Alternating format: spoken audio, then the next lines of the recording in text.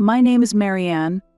At the start of last year, I overindulged in gourmet food and gained 3 kilograms, so I'm 45 years old and dieting in anticipation of this coming end-of-year holiday. If I lose 3 kilograms now, it won't be a problem if I gain 3 kilograms during the long holiday, right? Right? Isn't that the point?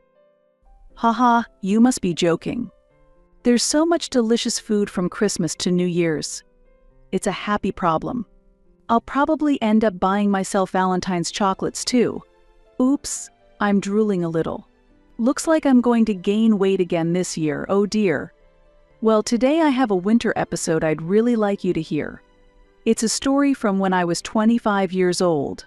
After dating for several years, my engagement to my boyfriend, Scott, was decided, and I introduced him to my parents. This was the so-called marriage greetings. My parents liked Scott, and the marriage discussion should have gone smoothly, but there was a problem. When my older sister, Sally, who is 2 years older than me, came back from work, she was fixated on Scott. Strangely, when you are sisters, you can understand each other's feelings and thoughts. She had fallen in love with Scott at first sight.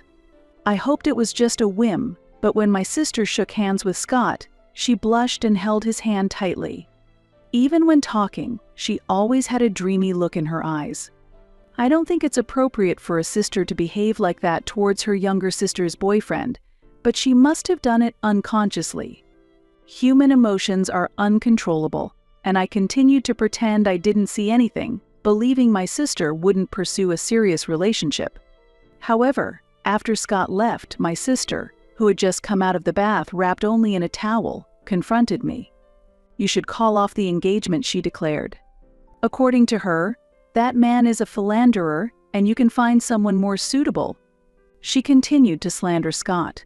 But there was no basis for her claims. "Why do you think he's a playboy?" I asked. "It's a woman's intuition," my sister replied. My sister has never had a boyfriend. How could I believe in her woman's intuition based on her inexperience with the opposite sex? Therefore, I thought I should trust Scott's character, which I have observed over the years. Of course, I casually dismissed my sister's advice with a "yeah, I'll be careful not taking it too seriously." Since then, Scott frequently visited our home. He said he wanted to build a good relationship with my family, so I invited him over comfortably in response. My parents were pleased, and I hoped that my future husband and my parents would get along well. Though the relationship should have been built positively, my sister tried to build a good relationship with Scott in a different sense. According to Scott, when I wasn't around, she grabbed his arm, pressed her chest against him, and asked, "Don't you think Marianne is immature?" She even asked for his contact details and intentionally fell down to expose her underwear. Scott said it was so overdone it was actually funny, but I would have been really worried if he was the kind of man to take it seriously. Also, my sister thought there was a chance because Scott couldn't outright refuse her as she was my sister. And every time they met, she approached him with a sweet voice saying, "Hey." Although it started with love at first sight, the fact that Scott worked at a fairly large company also struck her heart. He's dependable, has the type of face I like, and is a good man who provides security for the future, she said. She was completely captivated by him.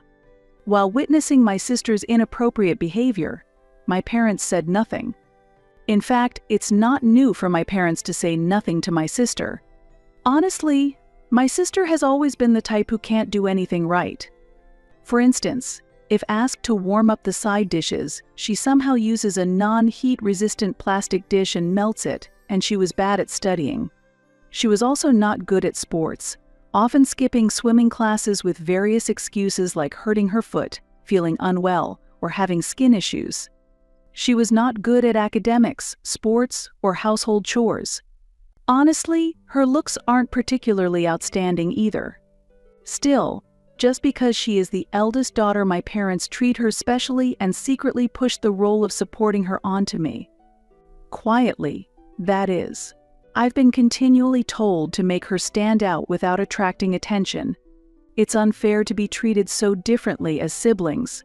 However, maybe my parents see her as a pitiable child who can't do anything, which makes them feel even more sorry for her. Strangely, I've always been the type who is efficient and can do anything quickly. Perhaps the adults felt there was no charm in teaching someone who could handle everything on her own. Thus, I can easily manage the task of supporting my sister, and I sometimes intentionally act as the incapable one in public. As I grew out of my teenage years and realized, continuing this way, I'll fail the exams, I began to resist my parents and act on my own will. If I had continued to comply, I really would have become a person who can't do anything. Due to my defiance, my sister began to dislike me a bit for losing support, but our relationship was never truly bad. We could talk normally, and sometimes I even gave advice on her issues. Our family had distorted aspects, like overprotectiveness towards my sister and a bit of hostility from her, but I still think we were a perfectly normal family. However, the balance was disrupted because Scott did not reciprocate my sister's feelings. I can't accept that my younger sister is getting married before me. On the eve of our wedding, my sister exclaimed these words to our parents. "Don't say that. You will find a good partner soon too, Sally." "I agree with Dad, Sally. It's not like that. Normally, the older sister gets married first, and then the younger sister. It's too soon for her." "But the wedding is tomorrow, isn't it?" "What are you saying, Mom? Don't you care about me? I'm going to be the pitiful older sister who gets surpassed by her younger sister." "That's not true." That night, I quietly listened to the intense exchanges between my sister and our parents from the hallway. Should my sister get married first? If I waited for her to marry, I would age considerably in the blink of an eye. What is she really thinking? I thought once she voiced her complaints, she would settle down. I understand. Both Mom and Dad will not attend the wedding tomorrow, so please be satisfied with that, Sally. What? I was shocked by these words. Both my father and mother agreed not to attend my wedding and apologized to my sister. What is this? It's like they're followers of my sister's cult. This is beyond mere indulgence. Still, my sister sighed unhappily. Fine, I'll compromise. Let her have a wedding that nobody acknowledges. She clearly does not want me to marry Scott. Probably because she herself has feelings for him. It's unbelievable. A wedding without the presence of my parents due to my sister's unrequited love is becoming a reality. And then, the wedding day arrived. Despite it being a day of celebration, I could hardly sleep due to anxiety. Of course, it wasn't anticipation that kept me awake, but the discomfort from recalling the exchanges between my sister and my parents. I won't forget the satisfied smile on my sister's face when my parents told her they wouldn't attend. At the venue, I explained to Scott and his parents that mine would not be attending. I apologize. My sister opposes this marriage, so my family will not be attending, I said. It was a heartbreaking announcement to make. My in-laws could hardly believe that there were parents who would not attend their own daughter's wedding. They were silent for a while after hearing my story. On such an important day, the moment I felt the heavy atmosphere, my mother-in-law took my hand. Immediately, my father-in-law placed his hand on top of ours. Do you remember that your family is here? Don't make this day a sad one. Come on, why don't you smile, said my mother-in-law warmly, and I couldn't help but tear up.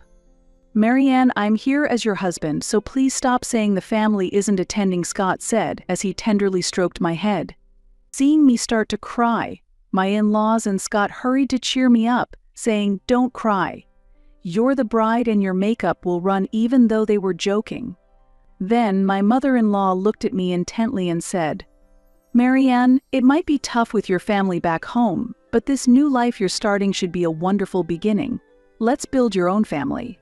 Though I was feeling abandoned, my mother-in-law firmly embraced me.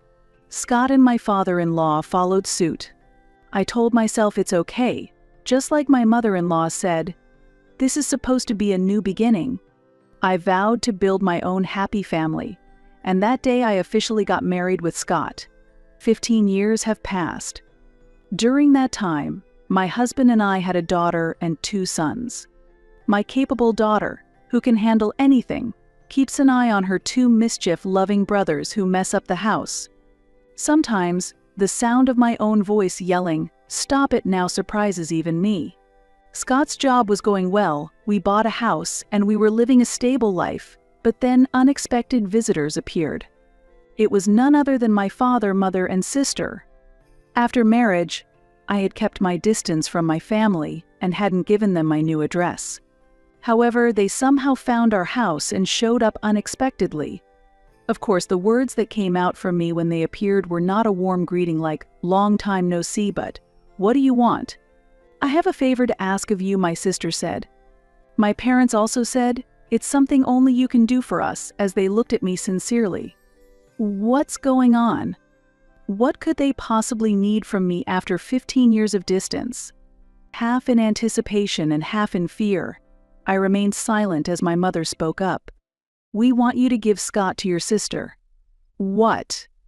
Both Scott and I were shocked by her words. Wait a minute. Why do you mean I need to give Scott away? When I asked this sharply, both my parents turned away, looking guilty. Only my sister remained smug and proud. She's still single and she's turning 42 this year. And that's a problem because I couldn't grasp the logic in my father's words. Scott showed the same confusion.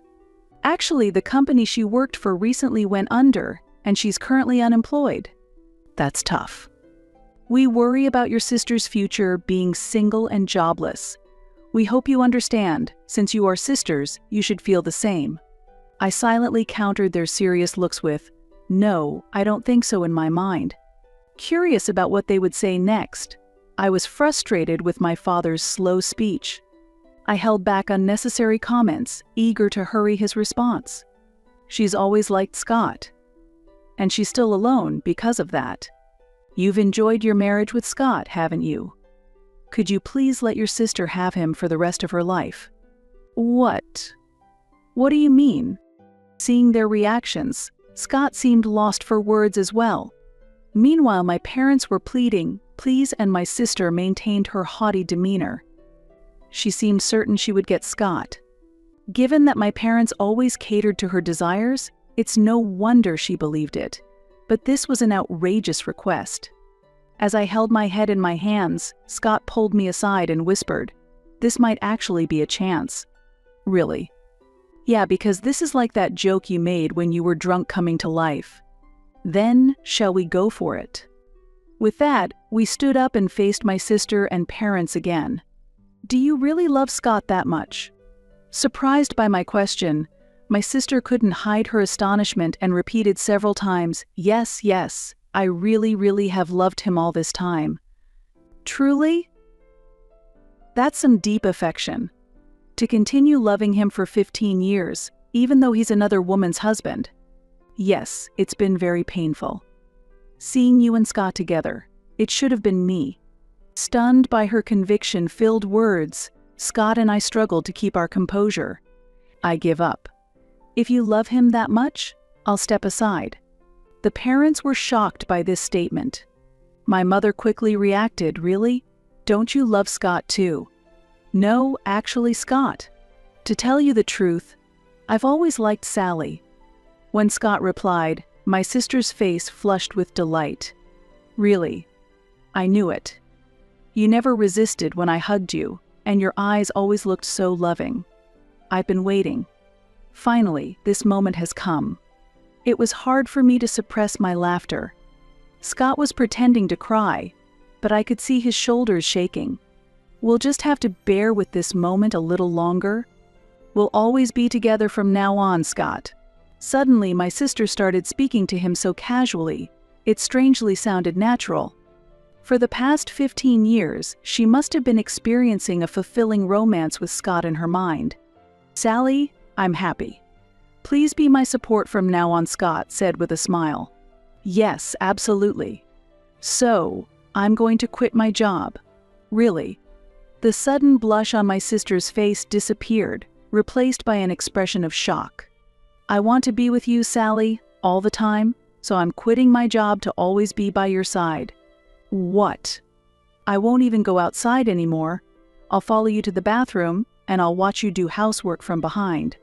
Scott's cheerful tone left my sister momentarily stunned before she began to panic. Our parents couldn't hide their disturbance either. But I'm not working either, and this? This is troubling. What's troubling? If we're together, we have nothing to fear. We don't need money to be happy. But nowadays, we need to pay for insurance, right? It's not like the old times. We can't love each other if there is no money. I'm not saying that, but my sister's eyes lost focus. Seizing the moment, I quickly said, Scott, if we do end up divorcing, I'll be taking a generous share of the assets, so you better pay up. Don't worry, your sister and parents will take care of the payments, Scott replied with a laugh. Hearing this, our parents went pale and looked at each other. Sally, this is hard to say, but this isn't right, stealing a husband from your sister. Exactly, Sally. That is indeed. Where had all the previous passion gone? It was as if our parents had suddenly switched their gear. What are you talking about? You promised to give Scott to me. But Sally, that was before. I don't want to hear it. Doesn't anyone support me? As my sister ranted in a frenzy, she pulled my mother's hair, and my father struggled to mediate. It was like watching a scene of utter chaos. In the midst of the chaos, Scott calmly inserted his words. As everyone's attention turned to him, he said, Honestly, you are not my type. I respect you as Marianne's sister. But apart from that, I don't really want to interact much with you. Especially that upward gaze. Yes, that actually turns me off. The feeling that someone harbors unrequited feelings for me is honestly quite difficult.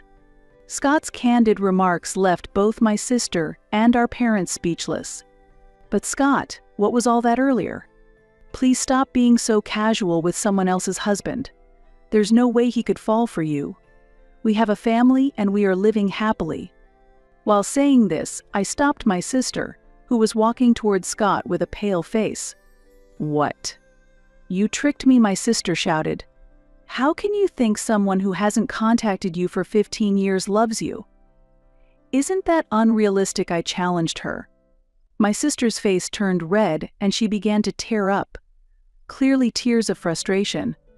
If you were truly an attractive woman, maybe, but no one finds charm in someone who is unemployed, dependent on their parents, and can't do anything because her mother has always done the household chores. With those things at your age, any marriage wouldn't last long. As I spoke plainly, Scott chuckled quietly behind me. Struck by the truth of these words, my sister began to cry loudly, unable to stop her tears. Our parents tried to comfort her, but their faces bore confused expressions, as if saying it's really true. Therefore, I'm not handing over Scott. With that being the case, please give up, Sally. At this, my sister began to cry like a child. It was an unseemly sight for an adult. She really hasn't grown up. Take this experience as a lesson, and please don't involve yourself with us again. No matter how much trouble you find yourself in the future, don't expect any help from us. With that, I slowly closed the front door. When the children asked, "What happened?" I responded, "It's Halloween season, so it seems a ghost came early." My eldest suggested, "Let's exorcise the spirit." Although I stopped that idea, it almost seemed like there was a wailing ghost outside, as we could hear my sister crying. Another 5 years passed, and she remained single. She managed to find a job but was eventually fired for inappropriate behavior and caused trouble by rushing into marriage too much, leading to her being banned from matchmaking events. It seems she might stay single for life.